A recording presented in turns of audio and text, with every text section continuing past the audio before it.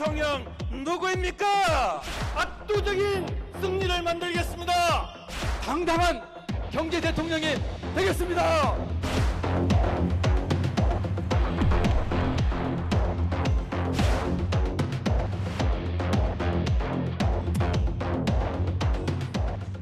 행복한 국민의 시대를 반드시 열어 나가겠습니다. 이재명과 싸워서 이기겠습니다. 저 한동훈이 맞서야 합니다. 그래야 이길 수 있습니다. 홍준표의 나라를 한번 만들어 보겠습니다.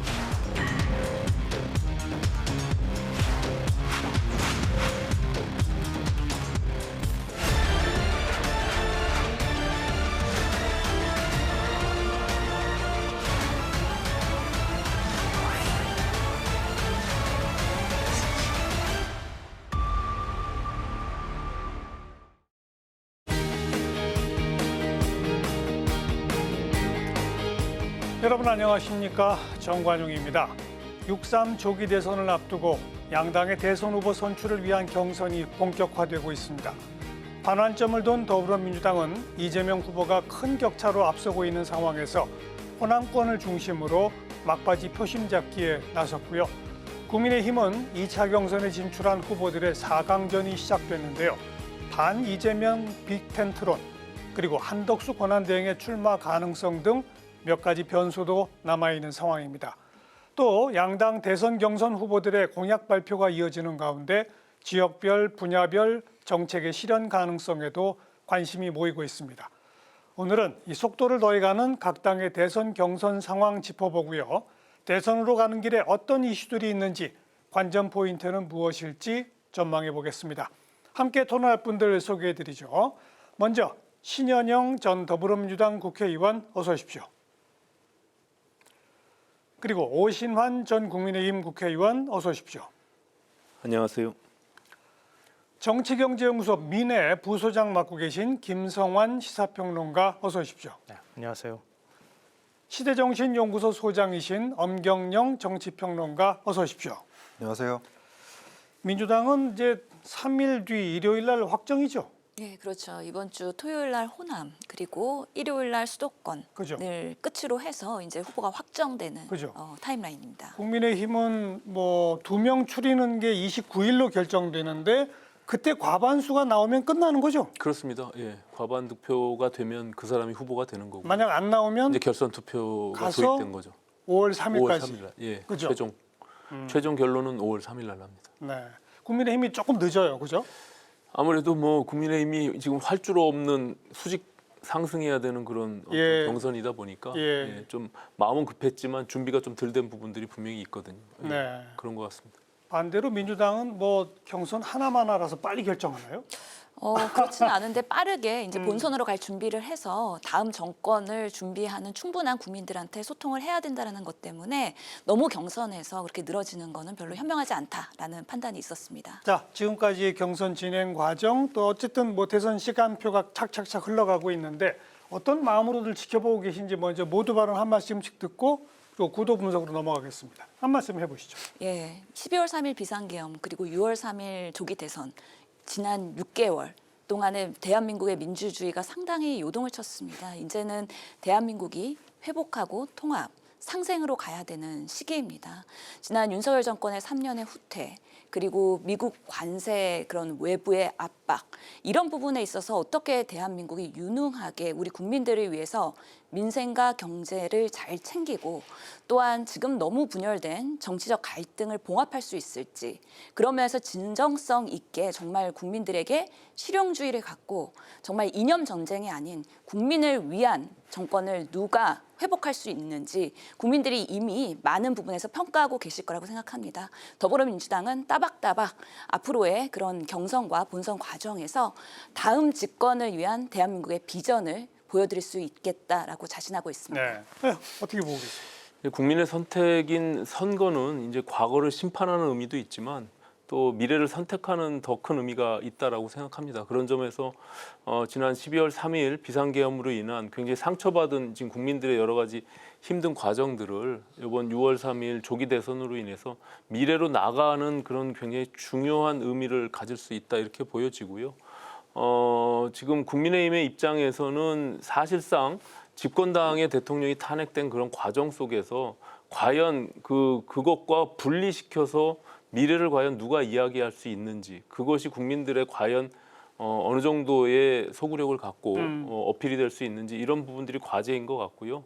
또 민주당의 경우는 이미 이재명 대표 중심으로 재편되어 있는 정당의 구조 안에서 어떻게 이제 미래에 대한 부분들을 또 이재명 대표가 헤쳐나갈 건지, 이런 선택의 시간이 남아 있는 것 같습니다. 이제 조금 냉정을 찾고 이성적인 과정들을 통해서 지금 국민의힘의 4명의 결선 후보들이 과연 어떤 미래를 선택하게 될지, 그것도 지켜볼 관전 포인트다, 저는 그렇게 생각합니다. 네, 두 분 전직 의원께서는 이제 양당의 입장을 좀 피력하셨다면, 두 분 평론가께서는 지금의 이 경선 과정을 어떤 관점으로 보고 계신지 어떻게 보세요? 이전의 대선은 마라톤 풀코스를 뛰는 거였다고 하면 지금은 단거리 5km짜리 마라톤을 뛰는 거나 똑같은 이런 대선을 치러야 되거든요. 그러니까 구간이 짧아진 상황이기 때문에 누가 평상시에 잘 달렸느냐, 이게 결국은 대선 승패를 가눌 수밖에 없는 그런 선거가 돼버렸다, 이렇게 보이고요. 그 가운데 국민들도 굉장히 좀 짧은 코스 안에서 그 안에서 누가 더 빨리 뛰는지를 좀 주목해서 봐야 되는 그런 선거인 것 같습니다. 그러니까 변수가 사실 많지 않은 선거일 수밖에 없기 때문에, 또 심판론이 더 강하게 작동하는 선거일 수밖에 없잖아요. 개헌과 내란을 통해서 대통령이 파면된 이후에 치러지는 조기 대선이기 때문에 상당수 국민들은 이미 마음의 결정을 하고 있는 것이다, 이렇게 생각하고요. 그런 상황에서 그 짧은 코스를 뛰지만 실수를 누가 하느냐 안 하느냐, 이것도 굉장히 중요한 것 같고요. 그 가운데 지금 국민의힘 쪽에서는 또 다른 흥행을 일으키기 위해서 여러 가지 노력을 하고 있는데, 그것들을 어떻게 극복할 것이냐, 이런 것도 또 관전 포인트가 될 수밖에 없는 것 같습니다.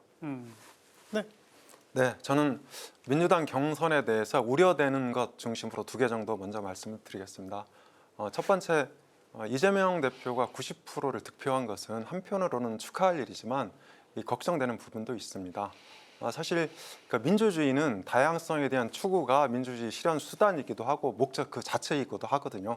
그래서 이재명 대표에 대한 압도적인 지지는 이 후보에게는 일종의 축제 내지는 잔치가 될 수도 있지만, 중장기적으로 볼 때 민주당의 건강성을 해치게 될 수도 있다, 이렇게 생각을 하고 있고요. 두 번째, 이 후보에 대한 압도적인 지지가 이어지면서 최근 언론 보도에서는 노출을 최소화하고 있다는 보도가 잇따르고 있거든요. 그런데 노출을 최소화하고 있다는 보도는 좋게 말하면 대선 본선과 공약을 준비하는 시간으로 이해할 수도 있지만, 비판적으로 보면 선거운동 안 하기 운동으로 비칠 소지도 있다, 저는 이제 그렇게 생각하는데요. 이런 점은 유권자들한테 올바른 도리가 아니다, 이렇게 보고 있습니다. 그리고 국민의힘 경선에서는 안철수 의원이 뜻하지 않게 사인 경선에 진입을 하면서 흥행과 지지율 반전의 계기를 마련했다, 이렇게 보고 있는데요. 뜻하지 않게입니까? 네, 그렇습니다. 예상 못하셨어요? 그렇습니다. 그래서 지금 진행되고 있는 사인 경선, 그리고 향후 치러질 이 결선을 통해서 저는 치열한 경쟁과 검증, 이런 과정을 통해서 국민의힘이 그야말로 국민의 신뢰를 다소 회복하는 계기가 되었으면 좋겠습니다. 네. 뭐 양당의 경선 과정 분석으로 바로 넘어가겠는데, 민주당이 오히려 좀 할 얘기가 별로 없을 것 같으니까 먼저 합시다. 지금 엄경영 평론가가 90% 넘는 득표율이 어떤 문제점이랄까 한 2가지 정도 지적하셨는데, 한번 답변해 보시면서 민주당 경선 분석 좀 짧게 정리해 보죠. 해보세요. 예. 워낙에 저희가 우스갯소리로요, 예전부터 지난 선거 총선 때도 그렇고 우리 민주당의 가장 대표적인 선대 본부장은 윤석열이다 라는 얘기를 계속 해오고 있고, 이번 탄핵 국면에서도 다시 한번 조기 대선을 이끌면서 그것을 검증한 게 아닌가. 왜냐하면 지금 많은 우리 중도층 표심들이나 아니면 민주당의 지지자들은 내란이 종식된 거 아니던 것 같다. 그래서 이것을 제대로 해소하고, 그리고 정권을 압도적으로 교체해야 된다라는 그런 바람들이 있습니다. 워낙에 그 12월 3일에 대한 공포와 트라우마가 여전히 남아 있는 상황이거든요. 그리고 지금 윤석열 전 대통령께서 계속해서 이제 형사 재판을 받으셔야 되는 상황이기 때문에 카메라에서 계속 노출될 수밖에 없습니다. 그렇기 때문에 우리 국민들께서는 민주주의를 빨리 회복할 수 있는 다음 정권이 안정적으로 들어오기를 원하는 방식으로의 준비된 이재명 후보에 대한 지지가 더 높아질 수밖에 없고, 있다. 그런데 지금 경선 토론 2번 했거든요. 그런데 김경수 후보나 아니면 김동연 후보가 생각보다 실력이 있다라는 것들이 저는 토론 과정에서 확인이 되고 있는 것 같습니다. 이재명 후보가 가지고 있지 못한 또는 보충해야 될 여러 가지 장점들이 있어서 지방의 메가시티거나 아니면 경제 대통령 후보로서의 그런 유능함을 두 김 후보가 보여주고 있기 때문에 그런 면에서는 민주당이 집권을 하게 됐을 때 3명의 정말 유능한 후보들이 같이 힘을 합칠 수 있는 또 가능성을 보여주고 있다. 그런 면에서 이제 토요일의 호남 그리고 일요일의 수도권에서의 그런 표심도 끝까지 긴장하면서 지켜보고 최선을 다하는 모습 보여야 된다고 생각합니다. 당의 건강성이 걱정된다는 얘기에 대해서는 언급을 안 하실랍니까? 그것이 바로 윤석열 선대 본부장이 만들어준 이재명 후보에 대한 지지인 것이죠. 아직도 이 상황이 녹록지 않다. 그렇기 때문에 가능한 후보로 집중해서 지원해 주자는 그런 의지가 이재명 지지로 쏠리는 현상들이 있는 것으로 보입니다. 다른 분들 어떻게 보세요? 또 국민의힘을 안 돌아보는 것 같아요. 제가 볼 때는. 국민의힘 경선 구도는 좀 이따 분석하고 그러니까 민주당부터. 민주당을 비판하기 전에 국민의힘의 문제를 먼저 들여다보고 민주당 얘기를 해야 되는데 민주당을 그냥 갖다 놓고 민주당 가지고만 비판을 하려고 한다는 거예요. 그러니까 국민들한테 울림이 없고 다가가지 않는다는 거죠. 지금 이제 9대명 말씀하셨는데요. 왜 9대명이 됐느냐? 저는 이번 내란 사태를 거치면서 민주당 지지층뿐만 아니라 중도층까지도 이재명 대표하고 일체감이 상당히 많이 형성돼 있다고 생각해요. 왜냐하면 그러니까 국민의힘이 무너뜨린 거거든요. 민주주의 질서를 국민의힘이 무너뜨린 거나 마찬가지입니다. 마치 국민의힘과 윤석열 대통령이 다른 존재인 것처럼 자꾸 지금 애써 얘기를 하고 있는 건데요. 근데 다른 존재가 아니잖아요. 윤석열 대통령의 국정 독주, 이거 국민의힘도 같이 책임을 져야 되는 부분이란 말이에요. 그러니까 스웨덴 민주주의 다양성 연구소에서 발표했던 것처럼 한국은 독재화가 진행되어 있는 국가라고 평가를 받을 정도였어요. 언론 자유도 별로 없었고요. 경제는 엉망진창이 돼버렸어요. 그럼 그런 부분에 대해서 민주당이 어떤 방식으로든 대안 세력으로 부각될 수밖에 없는 상황이었고 그렇게 하는 가운데 대통령은 자기 가족 보호하기 위해서 사실 계엄을 일으켰다고 하는 평가까지 받고 있습니다. 이재명 대표 3년 내내 검찰 수사를 받고 그다음에 재판에 불려나가는 신세가 됐어요. 국민들이 볼 때 도저히 납득할 수 없는 일이 생겨나고 있는 겁니다. 그런 사이에 계엄이 터진 거예요. 그러니까 이재명 대표는 이재명 대표 자체의 어떤 리더십의 문제들도 있겠지만 그 외에 아까 윤석열 대통령이 선대본부장이다 뭐 이렇게 표현하셨던 것처럼 어느새 이재명 대표와 국민들이 상당한 일체감을 갖게 됐고 특히 민주당 당원들의 일체감이 굉장히 높아져 있는 상황이다. 그걸 단순히 80%냐 90%냐로 평가하기는 어렵다 이렇게 보고요. 앞서도 말씀하셨던 것처럼 이재명 대표가 지금 로우키로 선거운동 한다고 말씀하셨는데 노출을 그렇다고 해서 뭐 안 한다고 안 해질 수 있는 것도 아니고요. 그러니까 당연히 로우키로 할 수밖에 없죠. 왜냐하면 이재명 대표가 더 자신감 있게 나가면 당장 언론에서 비판하지 않겠습니까? 이미 대통령 된 것처럼 행세한다고 얘기하지 않겠어요? 그러니까 당연히 이재명 대표 입장에서는 낮고 그리고 이재명 대표가 영상에서도 얘기했던 것처럼 윤석열 대통령이 국민들을 자기 부하처럼 부리려고 했다면 이재명 대표는 국민이 주권을 가지고 있는 국민이 저를 도구로 써주십시오. 이런 로우키 그 태도를 취할 수밖에 없다는 거예요. 그걸 마치 뭔가 숨기고 있는 것처럼 평가하는 것은 좀 맞지 않는 얘기다라고 생각합니다. 그 90% 지지율은 윤석열과 국민의힘이 만들어줬다는데요. 어떻게 보세요? 뭐 지금의 조기 대선에 대한 책임은 당연히 뭐 지금 윤석열 대통령의 비상계엄으로 인한 탄핵 소추안의 가결과 헌재에서의 인용 그로 인해서 벌어진 일이니까 국민의힘이 그 책임을 회피할 수는 없겠죠. 당연히 그 무거운 책임감을 갖고 다만 앞서 말씀드린 대로 이것이 선거라는 것은 과거를 심판하기도 하지만 미래를 또 내다보는 그런 중요한 선거이기 때문에 어떻게 보면 윤석열 대통령이 갖고 있는 개인의 어떤 캐릭터적인 측면에서 또다시 이 차기 대통령에 대한 국민들의 선택이 굉장히 좀 리스크한 부분들에 대한 이재명 대표에 대한 평가를 분명히 합리적으로 할 수 있는 시기가 다가올 거다 저는 그렇게 보고 있고요.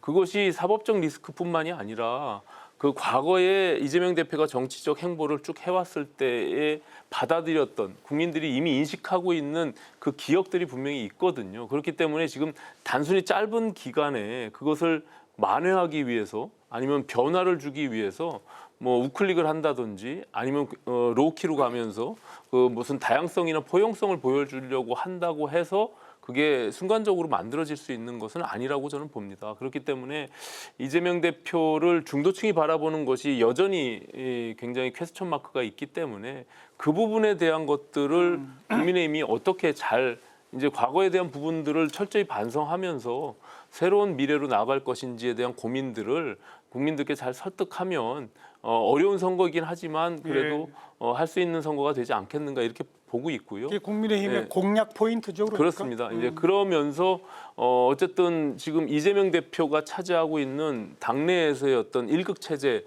그것은 오래전부터 이미 진행돼 왔던 것이고 그것이 지금의 경선 과정에서 90% 가까운 지지율로 반영이 되는 것이다.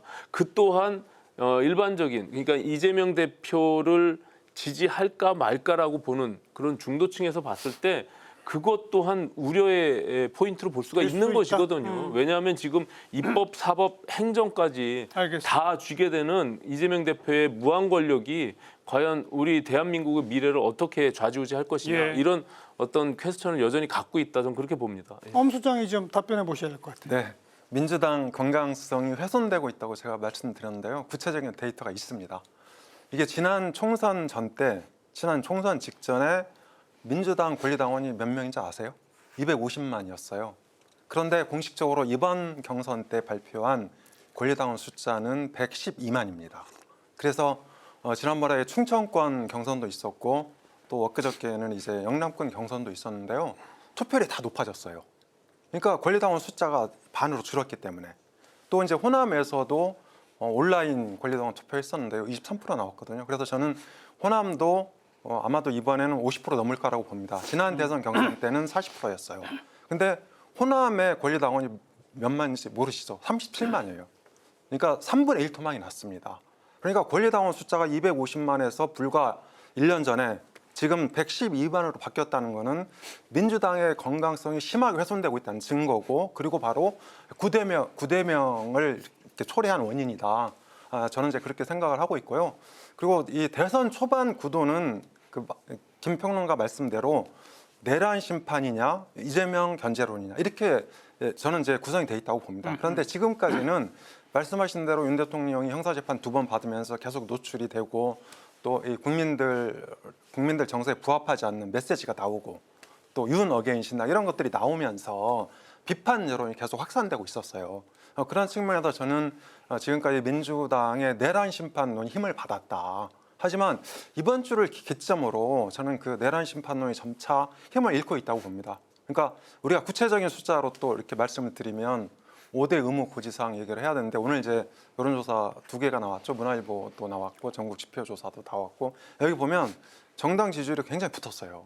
그리고 저는 아마도 다음 주 정도 되면 팽팽하거나 국민의힘이 역전할 수도 있다. 물론 계엄과 이 탄핵 사태에 대해서는 국민의힘 직접적인 책임이 있습니다. 그렇지만 헌법재판소에서도 민주당한테도 간접적인 책임을 물었거든요. 그래서 저는 이것을 너무 이렇게 국민의힘에 다 책임져야 된다. 이렇게 몰아붙이는 건 문제가 있다 이렇게 생각합니다. 건강성과 관련해서는 사실과 다른 얘기이기 때문에 예, 제가 말씀하세요. 정정을 좀 해야 될 것 같은데요. 250만 명이라고 하는 기준은 한 달 이상 당비를 납부한 권리당원을 기준으로 얘기하는 거예요. 근데 이번에 110만 명의 경우에는 6개월 이상 당비를 납부한 권리당원을 대상으로 하는 겁니다. 기준 자체가 다르죠? 예, 기준이 다르기 때문에 훨씬 더 기준을 엄격하게 올린 거예요. 그래서 110만 명 가운데 선거인단으로 참여하는 경우에 이번에 이제 투표를 하게 되는 거거든요. 그러니까 그거는 권리당 건강성의 문제하고 상관이 없는 거다 네. 이 말씀드리고요. 뭐 이제 앞으로 바뀔지 안 바뀔지 모르겠습니다. 그건 좀 근데 이따 또 얘기합시다. 네, 저도 반론을 해야 될 것 네. 같아요. 하여튼 숫자로 얘기하면서 마치 과학적인 것처럼 얘기하는데 그거는 옳지 않다. 왜냐하면 지난 선거 때는 예정된 선거였기 때문에 그 전에 많은 후보들이 모집을 합니다. 그러면서 권리당원을 계속 확보를 하는데 이번에는 예기치 않게 발생한 선거기 때문에 그것에 비해서 저조할 수밖에 없는 것이고요.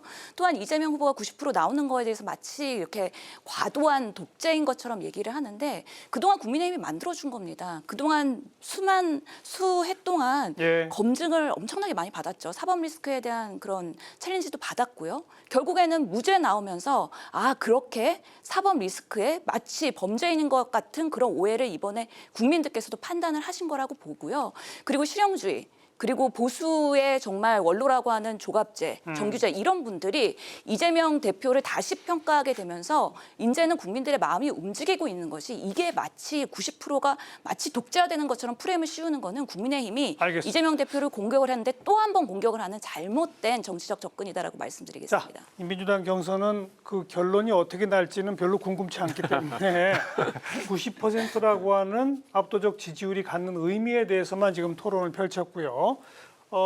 그렇다. 힘을 더 모아서 또 이번에는 분명히 확실한 내란 종식을 위해서라도 이재명에게 뭐 집중해야 한다라고 하는 식의 해석이 올바를 것인지 아니면 저렇게 독단적으로 가다 보면 권력의 독점 이걸 어떻게 견제해야 할 것인가 이런 여론으로 확산될 것인지 그 반가름의 이제 기준에 있다. 그 정도 말씀 나누면 되겠고요. 이제 궁금한 건 국민의힘이니까 국민의힘 얘기를 좀 넘어가서 4명 추려졌는데 아까 안철수 예상치 못하게라고 그랬어요. 엄경영 소장께서는 네. 오신환 전 의원도 예상치 못했어요?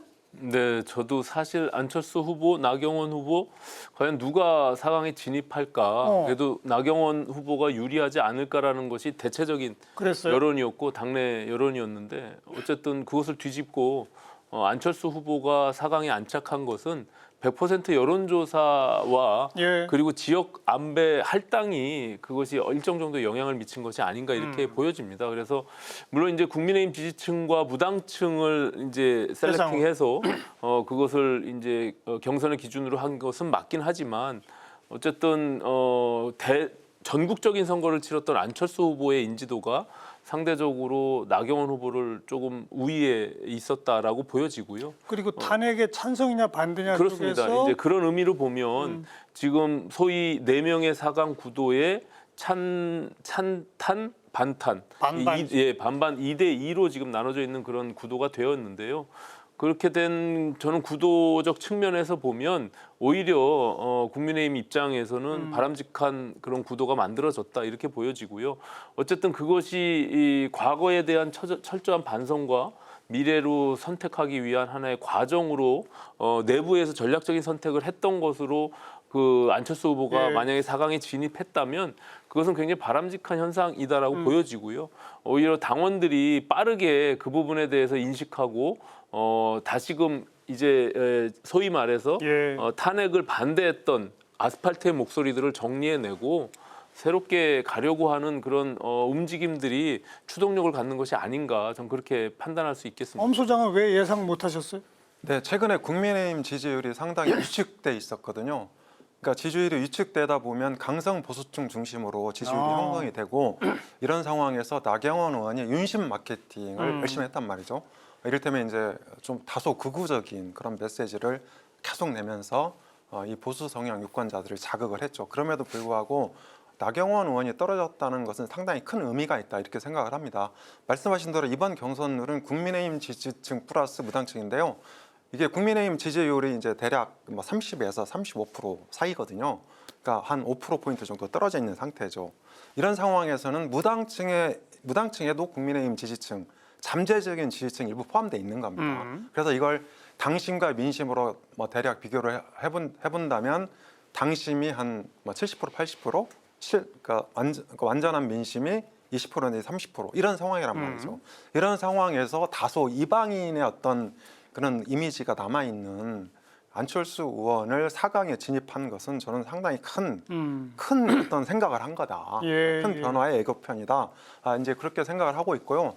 또 최근에 이 한동훈 후보도 굉장히 치고 올라가고 있습니다. 분위기가 굉장히 좋아지고 있습니다. 그래서 저는 안철수 의원이 4강에 진입한 것을 계기로 국민의힘 전체가 변화될 가능성이 크다 이렇게 보고 있고요.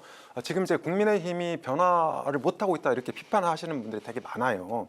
그런데 저는 이것을 이를테면 지도부의 반백기, 그러니까 이제 우리가 보통 공백기라고 하지 않습니까? 그런데 지도부가 있긴 있는데 이 사람들의 리더십이 한 절반 정도밖에 이게 작동이 안 된다. 그래서 저는 국민의힘은 현재 지도부, 리더십의 반백기 상태에 있기 때문에 변화를 제대로 추동하지 못하고 있는 거예요. 그런데 대선 후보가 결정이 되면 그 후보 중심으로 지도부도 개편하고 선대위도 새로 꾸리고 전반적인 어떤 변화와 쇄신 이런 것들이 가능하다고 보고 있습니다. 반백기라는 표현이 있어요? 제가 만든 겁니다. 절반 공백기 네, 그런 그렇습니다. 의미로군요. 두 분은 그 지금 국민의힘 경선은 어떤 시각으로 보고 계신지 좀 한 말씀씩 해보시면. 저부터 하면 우선은 저는 3대1 구도보다 2대2 구도가 돼서 찬반 반탄. 건강한 보수로 거듭나는 데 있어서는 정말 다행이다라는 예. 생각을 했습니다. 실제로 나경원 의원이 가능성이 높다고 했지만 저는 안철수 후보가 돼야 그래도 AI, 의료 대란 이런 정책적 이슈를 국민의힘의 토론에서도 끄집어낼 수 있는 이목이 되면서 너무 뭔가 친윤이냐 반유이냐 아니면 반탄이냐 찬탄보다는 뭔가 이슈의 전환이 될 수 있는 보수의 그런 계기가 있을 거라고 생각을 해서 또 나름 그렇게 응원을 했는데 그나마 다행이다. 왜냐하면 오늘도 토론을 하는 거 보니까 김문수, 한동훈 그리고 김문수, 안철수였거든요. 그러다 보니까 이 정말 윤심을 계속해서 얻고 구구를 대변하는 김문수 후보가 생각보다 토론을 못 하시고 명분도 없더라고요. 그러면서 저는 앞으로 4인 체제 토론에서도 한동훈 후보 그리고 안철수 후보가 의외로 선전할 수 있겠다라는 생각도 들었고요. 나경원 후보가 드럼통에도 들어가고 사실 윤심파리도 하고 뭐 콜드플레이 가수의 그런 어그로를 끌면서 팬들한테 항의도 받고 하면서 막판에 무리수를 두는 그런 경선에서의 뭔가 역할의 그런 모습을 보여줬다면 이제는 우리 정치가 그렇게 관종 같은 행위로는 국민들에게 어필되는데 한계가 있다는 걸 보여줄 수 있다. 그러면서 이번에 8명의 후보에서도 국민의힘 지지자들도 이제는 제발 탄핵의 강을 건너라라는 경종이 아니었나라는 생각을 해봅니다. 어떻게 보세요? 저는 국민의힘 그 지도부보다 보수층이 훨씬 더 현명하다. 그 생각을 이번에 안 할 수가 없는데요. 국민의힘 지도부는 굉장히 무책임했습니다. 그러니까 위헌적인 계엄 선포하고 내란 혐의를 받고 있는 대통령을 1호 당원으로 그대로 두고 있는 당이에요. 그거에 대해서 제대로 목소리를 내본 적이 없어요. 오히려 그 대통령 보호하겠다고 의원들이 60명이 넘게 달려가고 그러는 상황이었단 말이에요. 그럼 그런 선거를 치를 수밖에 없는 그런 경선을 할 수밖에 없다고 누구나 생각한다는 거죠. 근데 보수 지지층에서 바라볼 때 이렇게 가면 국민의힘은 희망이 없고 보수도 희망이 없다고 생각하기 시작한 거예요. 그러니까 사실은 안철수 후보가 4강으로 들어간 것도 저는 가장 중요한 원인이 거기에 있다고 보고요. 뭐 아까 이제 엄수장님께서 얘기하셨던 것처럼 여론조사를 다 분석해 보면 저도 계속 지역별로 들여다보거든요. TK 지역에서조차 한동훈 후보가 밀리지 않아요, 별로. 그러니까 홍준표, 김문수 후보하고 거의 대등한 수위까지 와 있습니다. 그러니까 TK 원래 우리가 생각해왔던 그 탄핵 반대를 외쳐왔던 가장 핵심은 TK라고 우리가 생각해왔지만 그렇지 않다는 거예요. 이렇게 가면 안 된다고 지금 판단하기 시작했다는 겁니다. 그러니까 이 바람은 제가 볼 때는 더 거세질 가능성이 있다. 훨씬 더 역동적으로 움직일 가능성이 있다는 거죠. 그런데 아직도 국민의힘에서 당 지도부나 아니면 지금 경선 후보로 나온 분들은 그런 당심에만 매달려가지고 지금 이번에 이기겠다고 얘기를 하고 있다는 거예요. 별로 그렇게 하면 국민의힘도 희망이 없고 보수도 희망이 없는 방향으로 자꾸 가게 된다. 근데 보수 지지층은 이미 이렇게 가면 안 된다고 보는 거고요. 이른바 윤석열을 손절하기 시작했다고 봐야 되는 겁니다. 그러니까 그런 면에서는 저는 한편으로는 좀 반가운 현상이기도 하다. 이를 평가하고 안철수 싶어요. 의원이 4강에 들어간 거에 대한 네 분의 시각은 거의 비슷합니다. 비슷해요. 자, 이제 여기서는 제가 퀴즈 형식으로 그러면 빅2는 누가 될 것인지 네 분의 전망을 한번 우선 그 근거는 말씀하시지 말고 이름만 얘기해 보세요. 그리고 나중에 이제 근거를 가지고 한번 좀 이야기 나눠보죠. 엄 소장님 누굽니까? 네, 저는 빅2는 1위로 올라갈 사람은 홍준표 후보라고 생각을 하고요. 그리고 한동훈 후보가 2위로 결선에 진출했습니다. 오전 의원은? 일단은 뭐 결선 투표로 간다는 것은 50%를 받는 후보가 없다는 거잖아요. 그렇죠. 예, 그런 의미로 보면 저는 이 한동훈 후보가 상당히 선전할 것으로 보여지고요. 그리고 홍준표 후보가 당심의 일부 분들을 지금 차지하고 있기 때문에 세력적으로 그렇게 양강 구도로 결국엔 결선을 치르지 않을까 이렇게 보여집니다. 신영준. 너무 비슷하면 재미없지만 저는 한홍이라고 생각합니다. 예. 김성환 평론가. 네, 저도 뭐 그래요? 같습니다. 네. 너무 차이가 좀 있어야 무슨 얘기를 하죠. 한홍과 홍한의 차이가 있죠.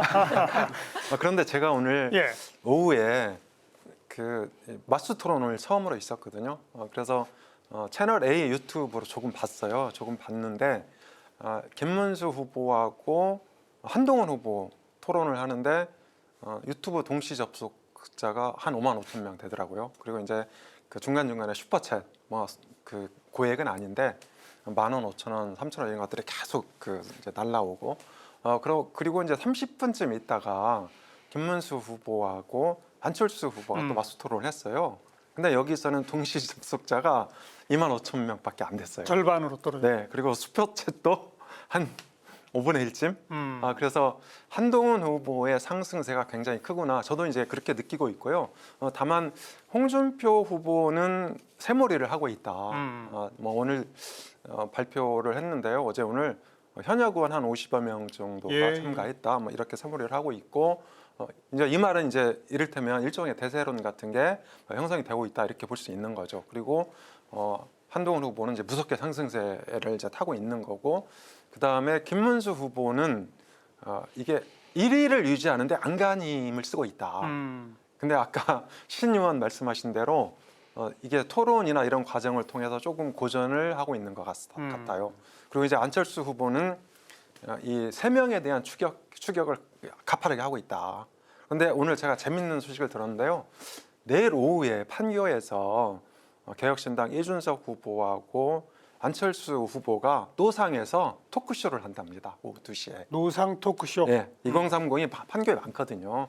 그래서 이런 식으로 이제 그 흥행몰이를 하고 있다. 이렇게 저는 보고 있습니다. 그래도 아무튼 홍한이 결선에 올라가고 최종은 홍이다 이렇게 보시는 거죠? 그렇죠. 우리 의원은 한홍이 올라가고 최종은 한이다. 맞습니까?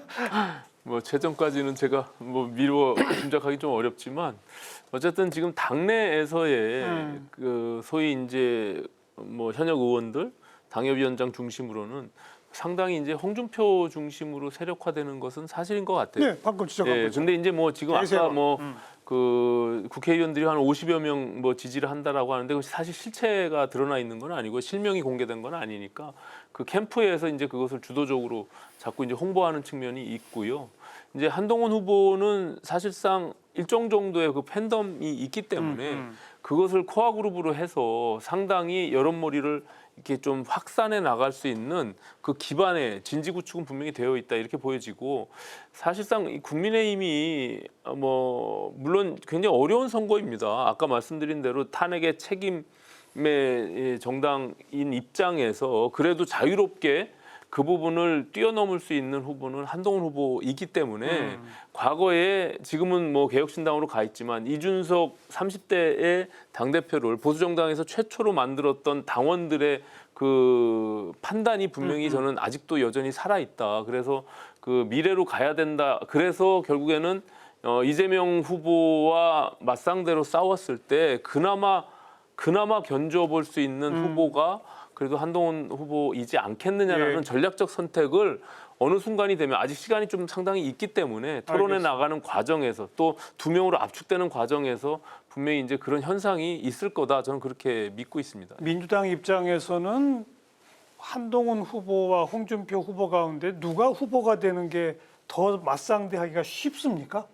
저희는 별로 상관이 없어요. 상관없어요? 어차피 이게 결승이 아니고 또 준결승 같잖아요. 나중에 또 단일화 얘기가 나오게 되면 그 얘기는 또 좀 이따 예, 하고요. 갈 길이 예. 멀기 때문에 사실 누가 올라와도 그게 파이널 후보가 아닐 수 있다. 그렇기 때문에 그런 부분에 있어서 촉각은 별로 없는데요. 아니, 그래도 방금 얘기한 것처럼 한동훈 후보는 계엄 해제 의결을 사실상 주도했고 빠르게 그리고 탄핵을 당론으로 찬성해야 한다라고 입장을 밝힌 그런 후보이기 때문에 어떤 의미로 보자면 탄핵 또 그 계엄이나 내란 심판이라고 하는 구도상에서는 한동훈 후보가 되는 게 민주당 입장에서는 좀 껄끄러운 거 아니에요? 꼭 그렇지도 않은 게요. 아니에요? 이번에 우리 국민들께서는 윤석열 대통령의 대였거든요.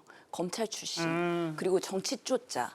어떻게 또 다시 그런 비상계엄을 초래한 정권에 다시 정권을 주면서 한동훈 후보를 지지할 수 있겠느냐. 상당한 반발도 있기 때문에요. 알겠어요. 그런 면에서의 사실은 저희는 긴장감은 없고 특히 오늘 맞수 토론에서 김문수 후보가 생각보다 잘 못했기 때문에 내일은 홍준표, 한동훈 후보가 3시간 동안 합니다. 맞아요.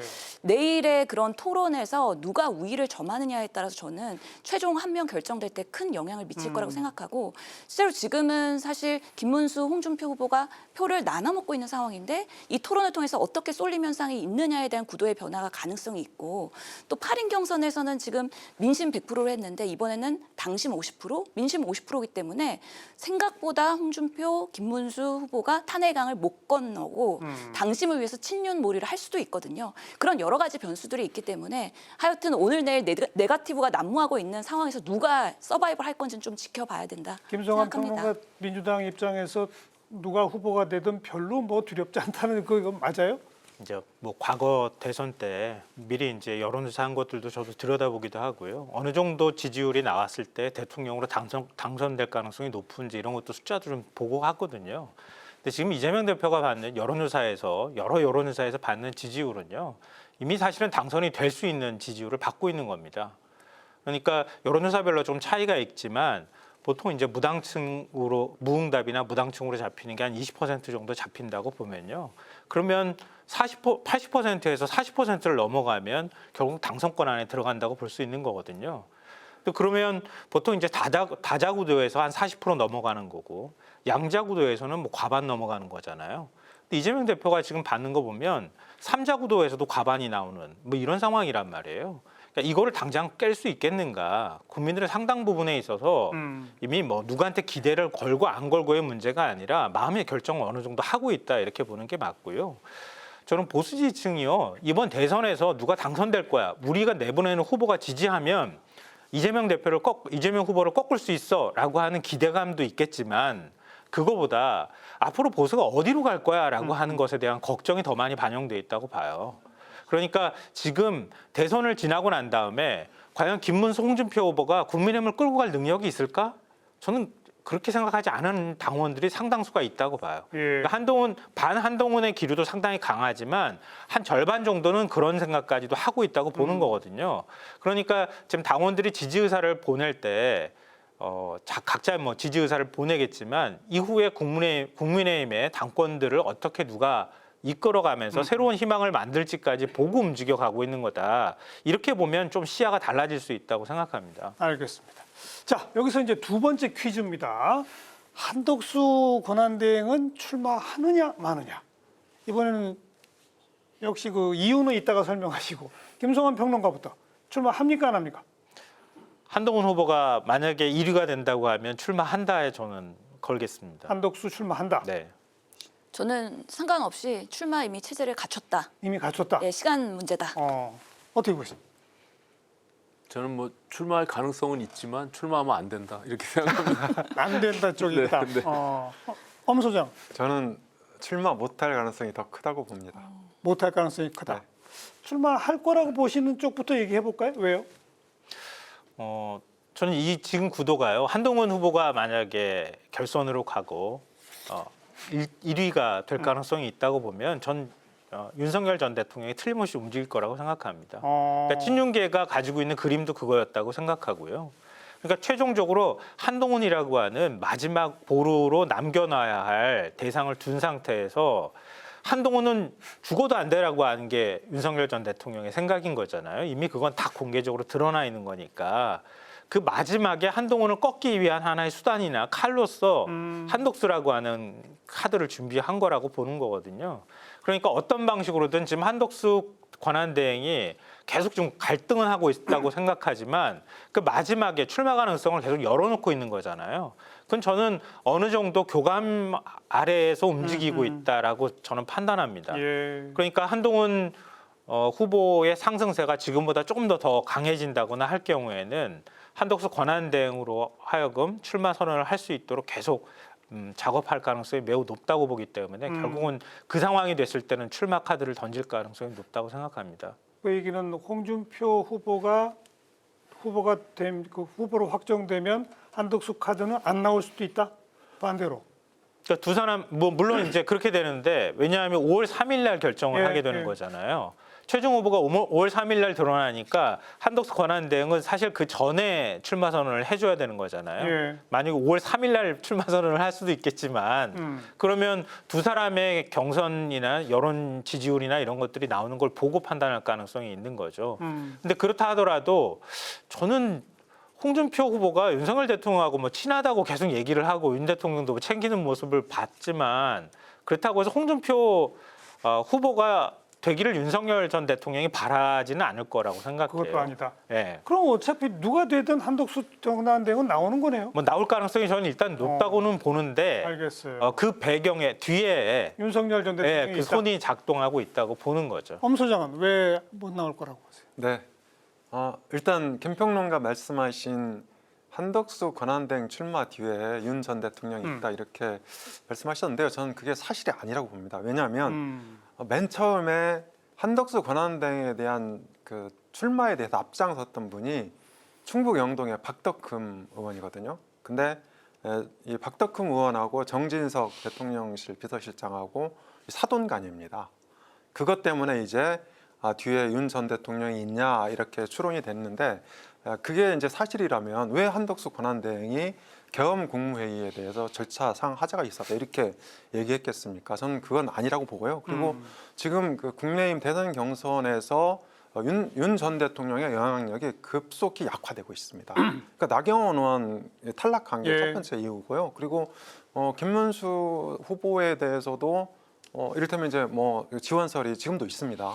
있는데도 불구하고 지금 고전하고 있지 않습니까? 이런 것들로 보면 윤 전 대통령이 실제 의사가 있는지 없는지 잘 모르겠지만 있다 하더라도 영향력을 급속히 감소하고 있다 이렇게 보고 있고요.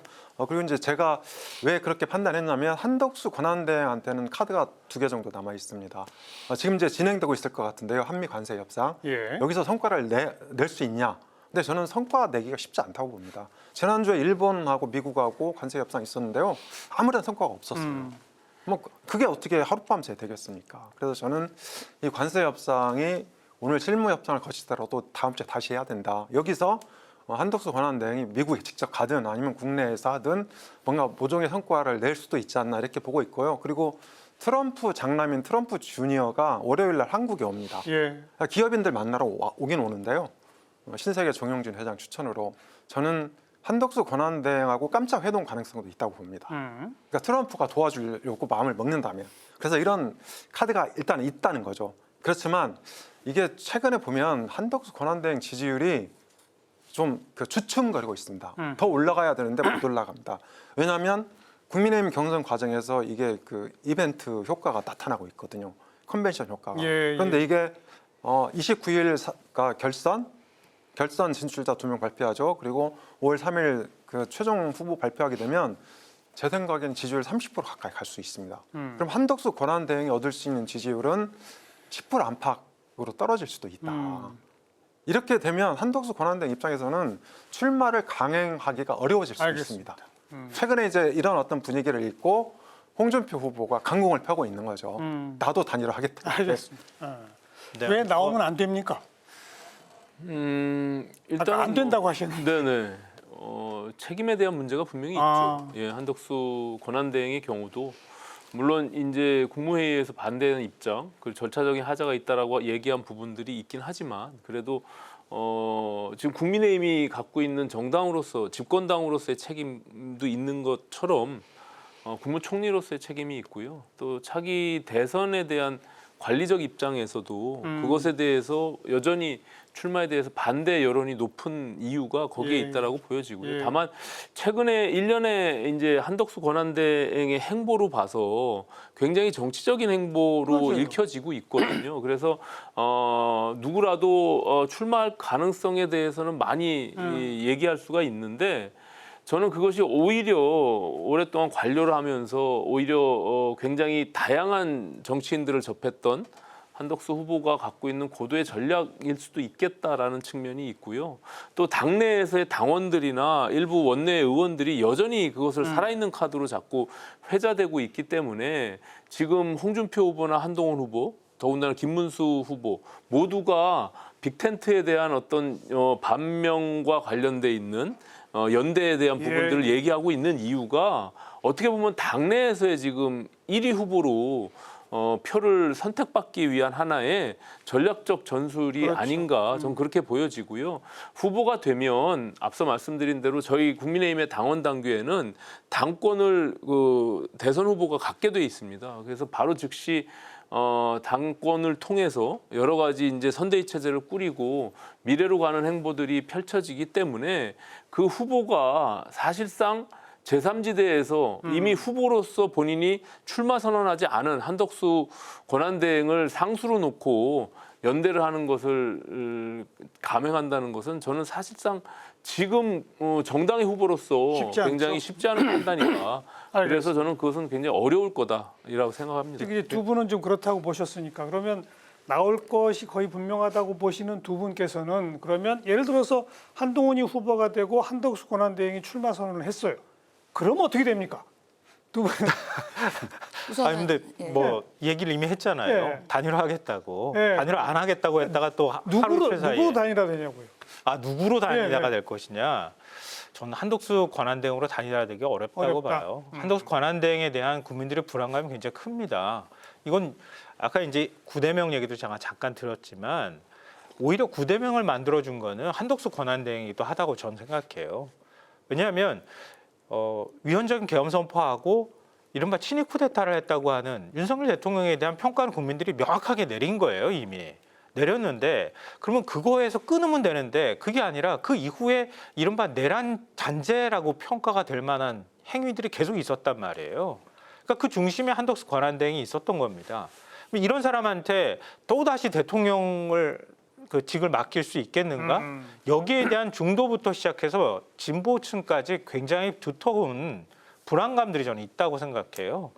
그러니까 그 한동훈 후보의 경우에는 윤석열 정권의 국정 2인자라고 하는 그런 건 있었지만 사실 비대위 위원장 될 때부터 윤 대통령하고 계속 척을 져왔잖아요. 그게 어찌 보면 지금에 있어서는 상당한 정치적 자산이 된 측면이 있단 말이에요. 그러니까 그런 면에서 저는 한덕수 권한대행으로 되기는 좀 어렵다고 보고요. 그리고 아까 이제 한덕수 차출론과 관련해서 제가 하나만 좀 우리가 주목하지 않은 부분에 대해서 말씀드리고 싶은데요. 3월 24일인가요? 한덕수 권한대행 탄핵소추안이 기각되고 난 다음에 그 다음에 한덕수 권한대행이 복귀하면서 발표했던 대국민 담화 한번 읽어보십시오. 다시. 그건 대통령의 담화지 권한대행의 담화가 아니거든요. 윤 전 대통령이 헌재에서 파면당한 게 4월 4일입니다. 일주일 뒤에 대통령이 돌아올지도 모르는데 대통령처럼 말을 하고 있더라고요.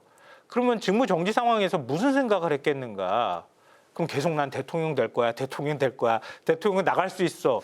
이런 착각에 빠져 있었던가 아니면 뭔가 시나리오를 그리거나 누군가 뒤에서 당시 충분히 나갈 수 있다고 하는 뭔가의 얘기들이나 제안들이 계속 있지 않고서는 그런 말을 도저히 저는 할 수 없다고 생각하거든요. 그런 측면에서 윤 대통령은 뭐 직접 나가라 안 나가라 뭐 나가지 말라 이렇게 말을 하지는 않았다 하더라도 최소한 윤 대통령과 교감을 할 수 있는 누군가든 의원이든 이런 사람들하고 교감을 충분히 가졌을 가능성이 좀 높다고 봅니다. 그렇다 손 쳐서 출마하겠지만 한덕수로 단일화될 수는 없을 거라고 본다. 우리 신전 의원은. 저는 한덕수 지금 대행의 출마가 임박했다고 보거든요. 임박했고. 예, 하지만 그 컨벤션의 효과는 없을 것이다라고 생각을 합니다. 지금 몇 가지 징후들이 있죠. 오늘도 본회의 사실 시정연설하면서 권한 대행으로서는 초유의 그런 국회를 방문을 한 것이고 또 그리고 나서 어디 갔습니까? 인천에 가서요. 천원주택 현장을 방문했습니다. 이거는 아마 대선 후보자로서의 그런 정치적 행보라고 익혀줄 수밖에 없고요. 또 이제 지금 2대2 관세 협상을 하고 있는데 오늘 기자들한테 공지가 됐어요. 한국 시간으로 6시, 새벽 6시 내일 정도에 이제 관세 협상에 대한 합동 브리핑이 예정되어 있다. 라는 거는 뭔가 그래도 얘기할 것이 있을 것이다 라는 전조 증상이기 때문에 이런 부분에 있어서 여러 가지의 지금 권한대행으로서의 행보가 정치적 행보로 연결되고 있다라는 부분들이 보이고 있고요. 그럼에도 불구하고 말씀하신 것처럼 내란의 뭔가 2인자였던 정권에 있었던 분의 책임론 그리고 너무 국민추대위원회 기자회견 하는 거 보니까 나오신 분들이 지지자분들이 너무 올드해요. 그래서 우리의 정치가 다시 뭔가 후퇴하고 있는 것 같은 그런 모습들이 있기 때문에 건강한 보수와 세대 교체, 정치 교체를 하려면 아무래도 한덕수 대행으로서의 컨셉은 잘 맞지 않는다라는 생각이 들기 때문에 그러면서 본인이 뭐 50년의 공직생활 이후에 나와서 손해볼 건 없을 수도 있어요. 하지만 예상대로 잘 되지 않고 오히려 얼굴 구길 가능성이 매우 높다.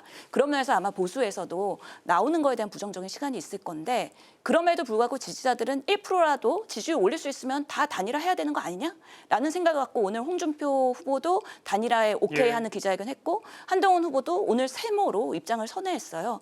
그런 부분에 있어서는 증오가 계속 나오고 있는 부분이고 한덕수 만약에 후보가 나오게 되면은 사실은 국민의힘은 더더욱이 탄핵강 넘기 어려울 것 같은데요. 5월 3일 날 국힘의 후보가 단일화가 되고요. 5월 11일까지 후보를 등록 마감할 때까지 또 일주일을 단일화 하네 안 하네 그런 얘기로 다른 이슈들이 다 덮일 거거든요. 그러다 보면은 국민의힘이 뭔가 거듭나는 미래 비전을 얘기할 수 있는 시간을 상당히 까먹게 된다. 그런 면에서 마이너스 요소가 분명히 있다라는 생각도 듭니다. 그리고 여론조사를 보면은요. 한덕수 권한대행이 이제 대통령 출마할 거라고 하는 얘기는 벌써 한 2, 3주 된 얘기잖아요. 이 정도 됐으면 바람을 탔으면은요.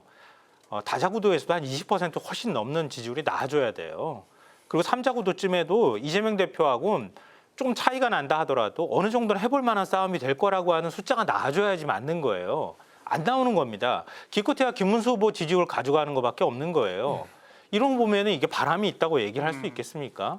그러니까 인위적으로 뭐 정치공학적으로 뭔가 우리가 단일화해서 하나가 됩니다라고 하는 걸 심어주려고 하는 의도가 기획 의도가 들어가지 않고서는 안 된다라고 보는 겁니다. 그러니까 못 나올 거라고 보는 쪽이든 나올 거라고 보는 쪽이든 그러니까 기존 여권의 최종 후보가 한덕수 권한대행이 될 가능성은 거의 없다고 보시는 건 똑같네요. 네 분 다, 그죠? 그렇습니다. 한덕수 권한대행이 나오고 또 후보가 되려면 방금 김평론가 말씀하신 대로 홍준표 후보가 되더라도 내지는 한동훈 후보가 되더라도 이 사람들보다 2배 정도 높아야 됩니다. 그렇죠, 그렇죠. 근데 그럴 가능성이 현재로서는 거의 없고요. 예. 출마 선언을 한다 하더라도 한동훈 후보 또는 홍준표 후보 쪽으로 단일화될 가능성이 더 크다. 이렇게 전망할 수 있습니다. 자, 그리고 이제 기존 국민의힘 측에서는 이른바 반 이재명 빅텐트론을 펴면서 한덕수 권한대행뿐만 아니라 개혁신당 쪽의 이준석 후보도 한편으로 만들자. 뭐 심지어는 구민주당 세력들까지 반명의 구민주당 세력까지 한편으로 만들자. 뭐 이런 분석도 나오고 있는데 이게 무슨 성사 가능성이 있습니까? 저는 거의 없다고 보는데 없다. 오늘 사실 또 단독 보도가 난 게 권오을이라고요. 한나라당 출신의 3선 전 국회의원이 예, 있죠. 이재명 캠프에 합류를 했습니다. 어. 그 이야기는 지금 오히려 이재명 측이나 아니면 민주당 측에서 빅텐트를 치기에 오히려 더 유리한 지점이 있다라는 얘기고요. 지금 뭐 여러 얘기들 나오고 있긴 하지만 뭐 반명에 있는 비명 인사들이 빅텐트로 국민의힘이랑 같이 손을 잡는다? 있을 수 없는 일입니다. 그분들은 평생 진보 성향의 지지자들을 위해서 예, 사실 정치를 해왔기 때문에 그것을 한 방에 날리는 그런 결단을 할 수는 없다고 생각하고 이준석 후보 같은 경우에도 이제 만 40이 돼서 처음 출마하는 거고 앞으로 길게 보고 가야 되기 때문에요. 이번에는 끝까지 완주하면서 본인의 정치적 장분을 쓰는 것이 앞으로 계속 대선에 나왔을 때 단일화할 알겠습니다. 거냐로 묻히지 않는 것이다. 어떻게 보세요? 저는 뭐 가능성은 열려 있다라고 보여지고요. 특히 이제 이번 선거가 이재명이냐 아니냐의 구도가 이제 윤곽을 드러내게 되면 이재명 대표가 가지고 있는 비호감도 그리고 그 이재명 대표가 절대 권력자로서의 어떤 그 국민들이 갖고 있는 불안감 뭐 이런 것들이 하나로 이렇게 응집될 수 있는 기회는 분명히 있다. 그래서 한덕수 권한대행이 자꾸 이제 그 차출되는 그 이유의 중심에는 그 소위 제3지대 빅텐트론이 살아있는 것이거든요. 거기에 개혁신당의 이준석 후보 그리고 지금 뭐 이낙연 총리를 중심으로 한 구민주당 세력들 다 포함해서 왜냐하면 한덕수 권한대행이 갖고 있었던 관료적인 그 커리어 자체가 과거에 아시다시피 민주당에서 관료를 했었고 그리고 호남 출신이고 뭐 이런 여러 가지 조건들이 모두를 다 끌어안을 수 있는 그런 어떤 그 명분을 갖고 있다라고 자꾸 거론이 되기 때문에 한덕수 권한대행에 대한 이야기가 지금 계속 회자되고 있는 것이거든요. 그런데 사실상 이제 국민의힘의 후보가 지금 만들어져가는 과정 속에서 5월 4일이 사실은 공직 사퇴 시한이 마지막이거든요. 그렇기 때문에 그 짧은 시간 안에 한덕수 후보가 이미 출마 선언을 해서 굉장히 높은 지지율을 가지고 있는 그런 상태가 아니기 때문에 과연 그 짧은 시간에 이미 뭐 제2당의 후보가 확정돼 있는 상태에서 그 후보를 뛰어넘는 그 빅텐트론이 과연 실현 가능하겠는가라고 하면 사실상 좀 회의적인 측면이 있고요. 다만 이제 이준석 지금 개혁신당의 후보가 본인은 이제 완주 의사를 굉장히 피력하고 있는데 그 이준석 후보와의 단일화 여지 이런 부분들은 국민들이 좀 관심을 가질 수 있을 거다. 아직은 남아있다? 그것에 갖고 있는 파괴력이나 시너지는 분명히 있을 그래요. 수 있다. 저는 그렇게 보여집니다. 어떻게 보세요? 네, 저도 비슷하게 보는데요. 빅텐트가 의미가 있으려면 다른 진영에서 대표성을 갖고 있는 분들이 와야 됩니다. 예. 그게 이제 1997년에 김대중, 김종필 DJP 연합 아닙니까? 그러니까 범진보였던 김대중 대통령이 범보수였던 김종필 자민련 총재를 이렇게 영입해서 연합을 만든 텐트를 만든 게 예. 빅텐트죠. 그런데 지금은요, 빅텐트를 칠 만한 인물이 없습니다. 방금 신의원께서 말씀하신 권오울 의원은요, 전 의원은 고향이 안동인 거 아시죠? 이재명 후보 고향도 안동입니다. 약간 특수한 경우입니다. 그래서 권오울 전 의원이 보수의 무슨 대표성을 갖고 있는 그런 분은 전혀 아니라고 저는 보고 있고요. 고향이라는 특수성 때문에 간 거다. 이걸 좀 말씀을 드리고 싶고요. 그래서 지금 의미 있는 그런 텐트는 빅 텐트는 아니고요. 말씀하신 대로 이준석 의원하고 이준석 후보하고 단일화. 이게 홍이나 한이나 두 분 중에 한 분이 후보가 돼서 단일화 할 거냐. 예. 저는 예를 들어서 만약에 홍준표 후보가 대선 후보가 된다면 홍준표 쪽으로 단일화되면 대선을 이길 수도 있다. 이런 판단이 있으면 가능하다고 봅니다. 반대로 이준석 후보가 거기에 응할 수 있다? 네, 저는 그렇게 보고 있고요. 반대의 경우도 상정이 되죠. 그러니까 이준석 후보로 단일화 됐을 때 이재명 후보를 꺾을 수 있다. 이러면 저는 극적으로 이루어질 수도 있다고 봅니다. 그리고 시간도 충분합니다. 지금 이제 후보 등록이 10일하고 11일인데요. 알겠어요. 예, 그러니까 요것만 말씀드리겠습니다. 이게 투표자 명부 확정되는 게 5월 22일입니다. 예. 그 직후에 투표용지를 인쇄하거든요. 예. 그래서 저는 시간도 그때까지도 마지노선으로 남아 있다 이렇게 보고 있습니다. 짧게 한 말씀.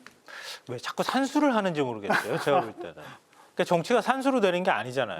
근데 산수를 자꾸 하고 있어요. 저는 이준석 의원으로 단일화한다 그러면 이준석 의원이 단일화할 수 있다고 봐요. 이준석 의원으로 단일화할 수 있다고 하면 오히려 지지율이 올라갈 거라고 생각해요. 근데 아니잖아요. 그래서 3자 구도에서 이준석 의원이 지금 받고 있는 게 저는 사실 조금 놀라기도 했는데요. 생각보다 지지율이 조금 높아요. 근데 거기다가 국민의힘의 단일화들은 어떤 방식으로든 후보가 나와서 이준석 의원하고 단일화를 한다? 그럼 더하기 하면 이재명 후보하고 해볼 만하네? 이렇게 생각할 텐데 아직까지는 그래도 안 돼요. 네. 그래도 붙을 수가 없거든요. 그럼 다른 시너지가 필요한 거예요. 그럼 이준석 후보로 만약에 단일화를 해서 내보낸다고 하면 진짜 시대교체 얘기 나오는 것처럼 그렇게 할 수도 있겠죠.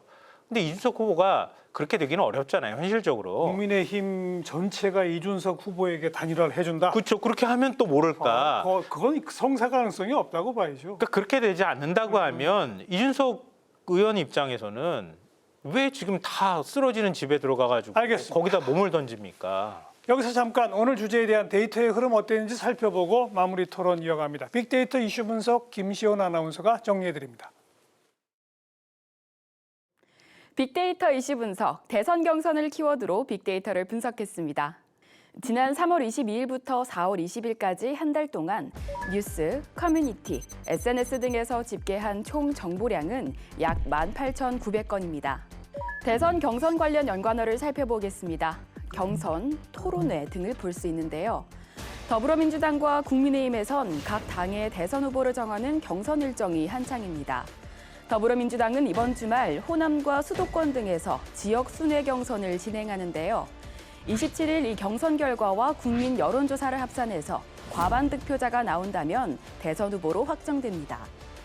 국민의힘은 1대1 맞수 토론과 토론회를 거친 다음 당원 투표와 국민 여론조사를 통해 3차 경선 진출자를 가릴 예정인데요. 과반 득표자가 나오면 바로 후보가 되지만 없다면 5월 3일 전당대회에서 최종 후보를 확정합니다. 관련 감성 키워드에서는 중립감성어 새로운과 논의를 볼 수 있었는데요. 조기 대선을 앞두고 새로운 대통령실이 어디가 될지 이슈로 떠올랐습니다. 더불어민주당 경선 후보들은 세종시 이전에 공감대를 보이고 있죠. 국민의힘 경선 후보들도 집무실 이전엔 대부분 동의하고 있는데요. 현실적인 요건을 고려해 일단 용산 집무실을 쓰겠다는 의견도 나옵니다. 주 4일제, 주 4.5일제 등 근로시간 단축에 대한 논의도 이어지고 있습니다. 더불어민주당은 급여는 그대로 유지하면서 근로시간 자체를 줄이자는 입장이고요. 국민의힘은 총 근로시간을 유지하되 몰아서 일하고 몰아서 쉬는 유연근무 형태를 주장하고 있습니다. 지금까지 대선 경선을 키워드로 알아본 빅데이터였습니다. 자, 이제 대선까지 뭐 얼마 안 남았습니다. 지금 내란 계엄 심판론 대 이재명 견제론, 이렇게 아까 엄경영 소장이 정리하셨는데, 이런 선거 구도도 참 희한한 선거 구도입니다. 야당 후보 견제론이 하나의 어떤 그 선거의 축이 되는 건 또 사실상 보기 드문 선거 아니겠습니까? 근데 아무튼 이제 어느 쪽이 더 우세할 것이냐의 흐름으로 앞으로 이제 보셨는데, 남아있는 변수들은 또 뭐가 좀 있다고 보시는지, 김평론가 어떻게 보세요? 저는 개인적으로 그렇게 큰 변수가 없다고 없는 선거일 수밖에 없다고 생각합니다. 그러니까 국민들이 이미 대체적으로 마음을 다 정했다고 아까부터 보고요. 말씀하셨죠. 결론은 이미 내렸다. 그러니까 마지막으로 이제 대법원 전원합의체 판단이 남아 있긴 한데요. 그것 자체가 오히려 더 큰 역풍을 불러올 가능성도 있습니다. 만약에 각하를 하든 뭐 어떤 방식으로든 이재명 대표의 2심 판결을 뒤집는 이런 결과가 나오지 않는다고 하면 그럼 뭐 더 확실하게 이재명 대선론이 굳어질 거고요. 거기에 대해서 일부 유죄 취지의 어떤 파기환송이 이루어진다거나 해도 결국은 더 지지층을 결집시키는 효과로 이어질 거다. 근데 그것 자체가 굉장히 국정의 혼란이나 아니면 사법부에 대한 불신이 커지는 효과로 이어질 가능성이 있기 때문에 큰 변수 없다. 그게 이재명 후보의 지지율을 흔드는 현상까지 가지는 않을 거라고 봅니다. 방금도 봤습니다만은 행정수도 이전, 또 뭐 주 4일제, 4.5일제 뭐 이런 몇 가지 공약도 나오긴 했는데 그것도 큰 영향력 없을 것 같죠? 어떻게 보세요? 네, 행정수도 이전은 뭐 저는 크게 문제가 없을 것 같고요. 그리고 이제 국회 이전에 대해서는 여야가 다 합의한 거 아닙니까? 그래서 부지도 마련돼 있고 뭐 지금이라도 당장 공사 시작하면 되는 거죠.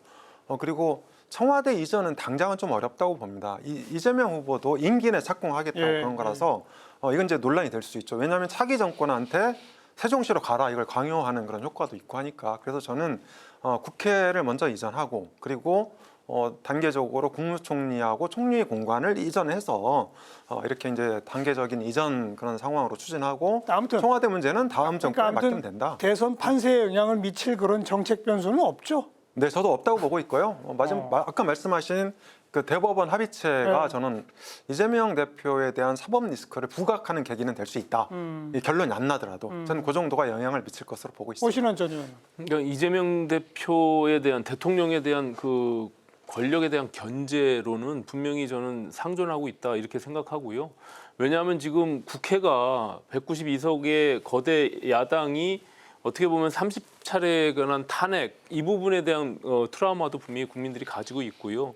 거기서 이제 거부권 없는 이재명 대표의 그간의 어떤 정치적 행보에 플러스가 됐을 때 과연 그것이 우리 대한민국을 굉장히 안전하게 그것을 국가 경영을 할 수 있을까에 대한 우려가 분명히 작동할 수 있다라고 보여지고요.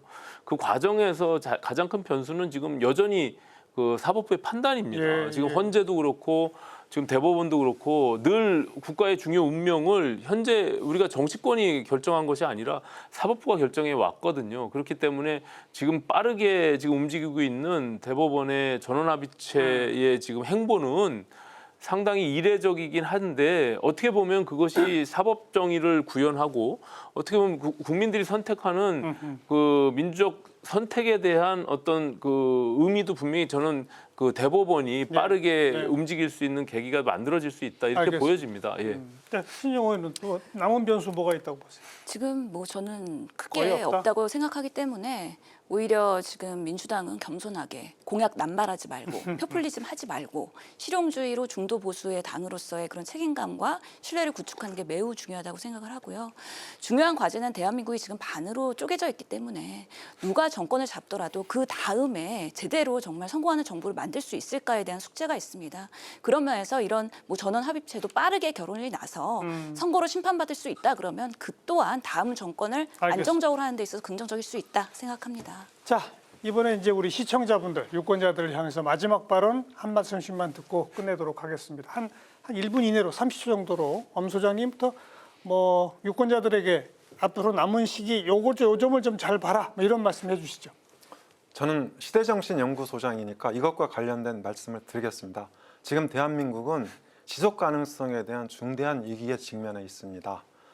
지난번 계엄과 탄핵 사태로 인해서 대한민국 민주주의의 리스크가 노출이 됐고, 그리고 트럼프 시대를 맞아서 경제와 외교 분야에서 새로운 패러다임이 요구되고 있습니다. 굉장히 오래된 문제인데 저출생과 인구 감소에 대한 위기도 점점 심화되고 있습니다. 예. 그런데 유력 주자인 이재명 후보를 비롯해서 국민의힘 대선 주자들도 대한민국 지속 가능성에 대한 성찰과 준비가 부족한 게 아닌가 이런 생각이 드는데요. 저는 이번 대선을 맞아서 큰 틀에서 큰 방향이라도 국민들한테 제시했으면 좋겠습니다. 알겠습니다. 뭐 시대 정신에 대한 말씀도 해주셨는데요. 저는 대한민국이 큰 변곡점에 서 있다고 생각합니다. 1분기 경제 성장률이 마이너스 0.2%였거든요. 윤석열 정권 내내 사실은 거의 대한민국 경제가 제자리이거나 1%대 성장을 했다고 해도 과언이 아닙니다. 거기서 계엄 선포한 이후에 마이너스 성장으로 추락해 버렸습니다. 성장 동력은 지금 떨어져 있는 상황이고요. 전 국민들이 이번이 굉장히 좋은 기회라고 생각하는 분들이 많을 거라고 생각해요. 대한민국을 이제 한 번쯤 바꾸어야 할 때가 됐다고 보는 거예요. 정치 갈등으로 뭔가 문제 해결 능력을 상실한 정치권에 좀 더 강한 국민들이 적극적 지지를 보내는 대통령이 나와서 국민들의 의견을 하나로 모아서 새로운 변화들, 좀 구조적인 변화를 해주길 바라는 분들이 굉장히 많을 겁니다. 그런 면에서 이번 대선은 매우 중요하고, 또 국민들이 의사표현을 할 때에도 좀 대통령 후보한테 뭔가 적극적 지지를 보내는 이런 방식으로 이루어지면 사회 통합의 문제도 그건 대통령이 해야 될 몫이지만, 대통령이 뭔가 정책적으로 정책을 새롭게 구상하고 추진력 있게 나갈 수 있는 힘이 생길 거라고 생각합니다. 오신환 전.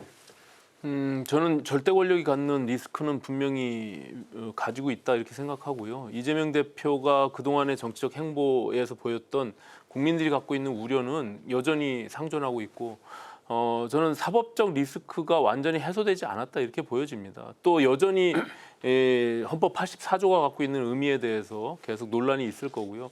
혼란한 정치 구조는 계속 이어질 거라고 보는데, 이제는 좀 사람에 의존하는 그런 정치가 아니라 제도와 시스템에 의존하는 그런 정치를 만들어야 된다. 그래서 저는 임기 단축 그 개헌에 대한 부분들, 국민의힘이 모든 후보들이 지금 얘기하고 있는 그런 어떤 새로운 시대를 맞이하는 과정을 통해 가지고 어찌 보면 국민들의 힘으로 새로운 제7공화국을 열어주는 것이 저는 마땅하다. 그래서 이번에는 미래를 보고 새로운 제도와 시스템을 만드는 그런 선거가 됐으면 좋겠다 이렇게 생각합니다. 신혜영 전.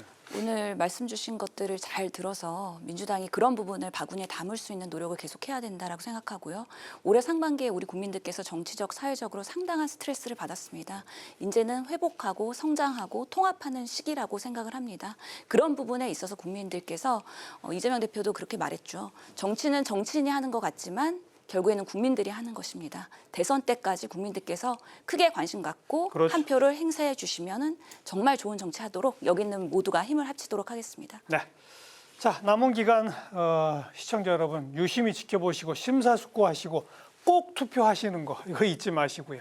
네 분 수고 많으셨습니다. 고맙습니다. 네, 다음 시간 또 뵙죠. 안녕히 계십시오.